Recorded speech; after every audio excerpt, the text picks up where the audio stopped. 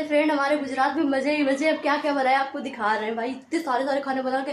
सुबह तो हलवा बैगन का भरवा ये सब भैया बनाते हैं, और भैया का फेवरेट इस टाइम मम्मा के लिए बन लेकर जा रहे हैं। देखो खीर पूड़ी पनीर की सब्जी, आप देखकर बता सकते हो कैसा है।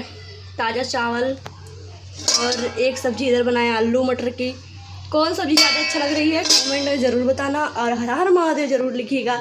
मेरे मुँह में पानी आ रहा है क्योंकि हमको भूख लगी है। जो सब कैसे हो, तो खाने में हमने बहुत ही चीज़ें बनाई हैं जिससे मुझे खांसी जुकाम सब कुछ हो रहा है। और देखिए हमारा किचन है गाइस। तो जब भी मेरे भैया आते हैं बाहर से कुछ ना कुछ हमारे लिए चॉकलेट, फिर चाहे कुल्फ़ी चाहे आइसक्रीम कुछ ना कुछ लेकर आते हैं। और आज कल नारियल का जूस लेकर आए थे, आज पता नहीं क्या लेकर आए हैं, खोल कर देखते हैं पियेंगे।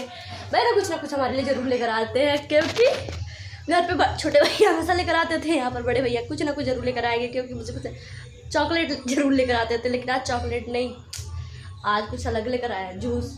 और सुबह में जाते हैं हमको नारियल पानी पिलाते हैं। तो गाइस ऐसे हमारे फुल व्लॉग जरूर देखें।